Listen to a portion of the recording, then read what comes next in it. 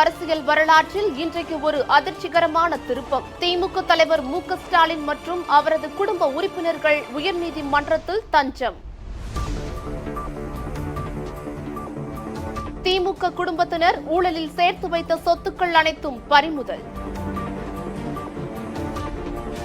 மாட்டிக்கிட்டார் ஒருத்தர் மற்றும் சரண்டர் ஸ்டாலின் என்ற ஹேஷ்டாக் எக்ஸ் வலைத்தளத்தில் வைரல்.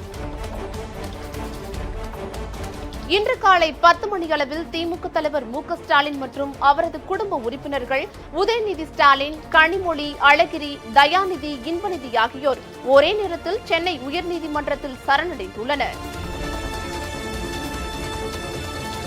இதுகுறித்து மேலும் விவரங்களை எமது செய்தியாளர் வேல்ராஜ் வழங்க கேட்போம். சொல்லுங்க வேல்ராஜ், நிலைமை எப்படி இருக்கு? ஆமா முஷா, நீங்க குறிப்பிட்டபடியே இன்று ஊழல் குற்றச்சாட்டு தொடர்பான வழக்குல அவங்க குடும்பத்தினர் அனைவரும் இன்று உயர்நீதிமன்றத்தில் ஆஜராகி இருக்கிறாங்க. உச்சநீதிமன்ற தீர்ப்பின்படி அவர்கள் அனைவருக்கும் தற்காலிக சிறைவாசத்துக்கு உட்படுத்தப்படுவாங்கன்னு தெரிவிக்கப்பட்டிருக்கு. உஷா, வேல்ராஜ், இந்த நிகழ்வில் அவர்களுக்கு சொந்தமான அனைத்து சொத்துக்களும் சென்னை, திருவள்ளூர், மதுரை உள்ளிட்ட பகுதிகளில் உள்ள நிலங்கள், வீடுகள், வணிக வளாகங்கள் தமிழ்நாடு அரசால் பறிமுதல் செய்யப்பட்டுள்ளதாக தகவல் வெளியாகியிருக்கு.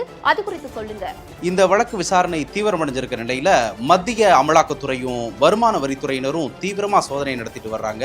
அதே போல இது தமிழக அரசியல்ல மிகவும் பரபரப்பை ஏற்படுத்தி இருக்கு. தகவல்களுக்கு நன்றி வேல்ராஜ்.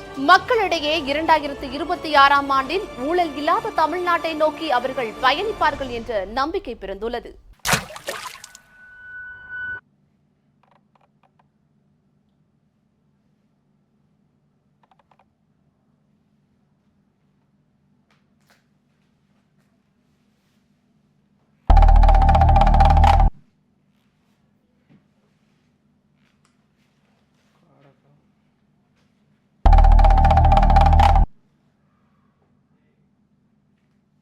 டேய் இந்திரடா, எனக்கு டைம் ஆயிடுச்சு.